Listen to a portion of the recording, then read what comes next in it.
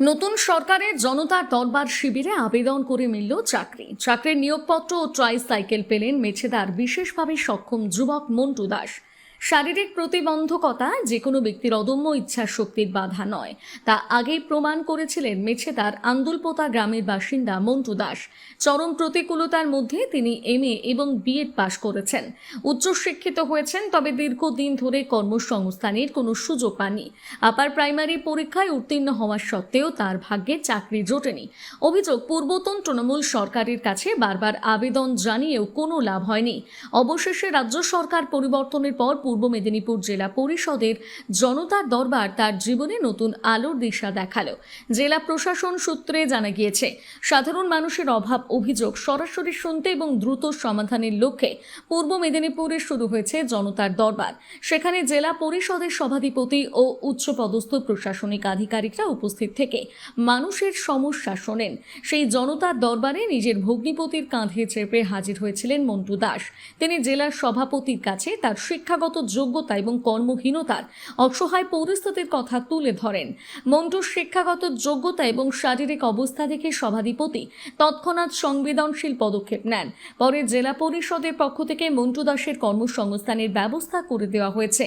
মেছেদার শান্তিপুরের একটি পিএইচই সেকশনে পাম্প অপারেটর হিসেবে তার চাকরির নিয়োগপত্র তুলে দেওয়া হয়। একই সঙ্গে শারীরিক প্রতিবন্ধকতার কারণে তার যাতায়াতের সুবিধার কথা মাথায় রেখে জেলা পরিষদের পক্ষ থেকে মন্টুর হাতে একটি ব্যাটারি চালিত ট্রাইসাইকেল তুলে দেওয়া হয়েছে। চাকরি এবং ট্রাইসাইকেল পেয়ে স্বভাবতই আবেগপ্রবণ হয়ে পড়েন মন্টু ও তার পরিবার। প্রশাসনের এই মানবিক পদক্ষেপে খুশি এলাকার বাসিন্দারা। মেছেদা থেকে সৈকত মাইতির রিপোর্ট, সানন্দা নিউজ।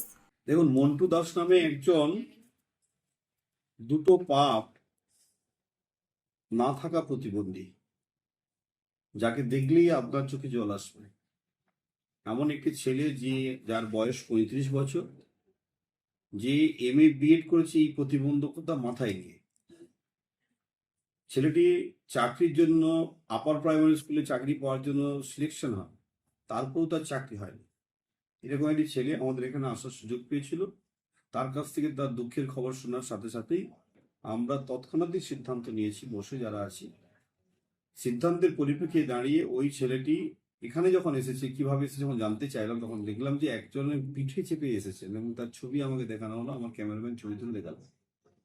স্বাভাবিক কারণে এরকম একটি ছেলের পাশে আমাদের দাঁড়ানো উচিত বলে আমি মনে করেছি। তাই আমাদের জেলা পরিষদের উদ্যোগে ছেলেটিকে একটি ব্যাটারি চালিত একটি ট্রাই সাইকেল আমরা তার হাতে আজকে তুলে দিলাম। আমাদের সঙ্গে উপস্থিত ছিলেন আমাদের জেলা পরিষদের সহকারী সভাধিপতি ম্যাডাম, সংশ্লিষ্ট কর্মাধ্যক্ষগণ, আমাদের এডিএম জেডপি ছিলেন, আমাদের সেক্রেটারি সাহেব ছিলেন, আমাদের ওয়েস সাহেব সহ এই এলাকায় উপস্থিত এই কাজের পরিষেবা নিতে আসা উপস্থিত সকলের সামনেই, আমরা সবার সামনেই আমরা তাকে এই ব্যাটারি চালিত ট্রাই সাইকেলটা তার হাতে তুলে দিয়েছি। সাথে সাথে এরকম ছেলেরা যাতে কেউ ডিপ্রাইভ না হয়, তাদের কথা ভাবনা চিন্তা করে একটি প্রতীকী স্বরূপ আমরা ওর বাড়ির কাছাকাছি একটি পিএইচই সেকশনের সন্ধান পেয়েছি, যেটি শান্তিপুর মৌজায় অবস্থিত গুরুলিয়া পিএইচই নামে ওয়াটার সাপ্লাই প্রজেক্ট হিসেবে অবস্থান করছেন। তার স্ট্রাকচার কমপ্লিট হয়ে গেছে, কিন্তু অফিসিয়ালি এখনো জল পরিষেবা দেওয়ার সম্ভব হয়নি। খুব দ্রুত সেখানে দেওয়া হবে। তাই যারা এই মেনটেন্যান্সের কাজের সাথে যুক্ত পিএইচই ডিপার্টমেন্টে, তাদেরকে আমরা ওর যাতে ওখানে স্থায়ীকরণ করা সম্ভব, যাতে কাজ পায়, সেই জন্য তাদেরকে আমরা চিঠি করে দিয়েছি এবং সাথে সাথে ওর হাতে একটা লেটারও তুলে দিয়েছি আমরা, যাতে ও ওখানে কাজটা পায়। তো এই বিষয়বস্তু আপনাদের দৃষ্টি আকর্ষণ করছি। আমাদের একটি উদ্দেশ্য, জনতার দরবার মানে জনতার সমস্যা শোনা এবং তৎক্ষণাৎ সমাধানে উদ্যোগী গ্রহণ করা।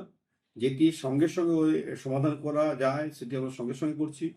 যেটি করতে গিয়ে সময় লাগছে, সংশ্লিষ্ট দপ্তরের আধিকারিক বা যারা বিভাগীয় দপ্তরে যারা কর্মকর্তা আছেন, তাদের কাছে আমরা চিঠি করে তাদের আবেদনপত্র সহ সমগ্র বিষয়টা এন্ডোর্স করে আমরা পাঠাচ্ছি। যখন সেটাকে সুনিশ্চিত করাই হচ্ছে আমাদের কাজ, আর সেই দিকেই আমরা এই প্রতীকী ভূমিকা আমরা পালন করলাম।